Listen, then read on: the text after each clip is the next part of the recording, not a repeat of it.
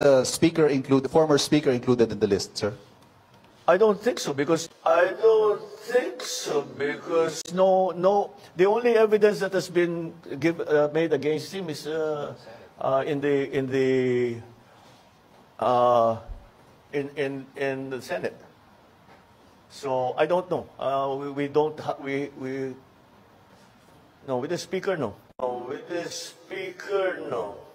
So napansin nyo din ba kung gaano niya kabilis sinagot yung tanong na kung kakasuhan din ba ang former House Speaker? Ang sabi niya agad, no, I don't think so. Tapos nung ipapaliwanag niya kung bakit hindi dapat kasuhan, utal-utal na.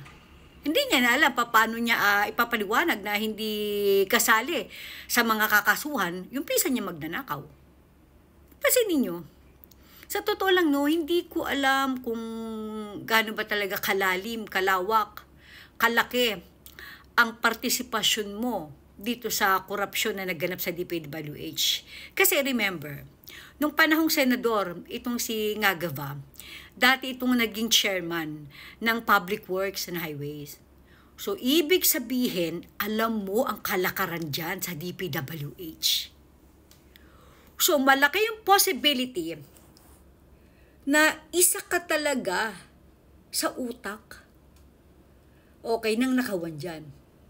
Ikaw, bilang dating chairman ng Public Works, si Saldico, na contractor, na pinili ng pinsan mo na maging appropriation chairman, di ba? Kayo-kayo yan. Ayaw mong ipadali si Saldico, lalo na yung pinsan mo kasi kasunod ikaw na.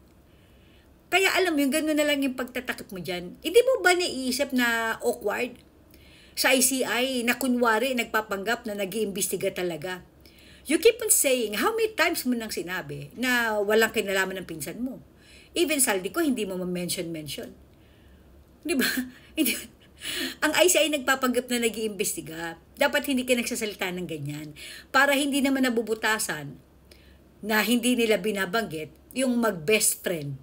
Okay, sa investigasyon nila. Remember, si Saldico hanggang ngayon hindi nyo pa kinakasuhan. Kaya hindi makancel-cancel ang passport niya kasi ang sabi niyo wala pang kaso. Ang tagal na niya na. Ba't hindi nyo pa kinakasuhan hanggang ngayon? Kasi nga ayaw nyo ipakancel ang passport.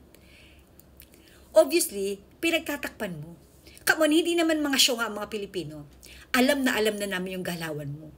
Inaantay na lang namin na bumaba ka sa pwesto. Pero dahil nga makapalang feslak mo, at alam mo na pag bumaba ka sa pwesto, marami kang kasong kakaharapin.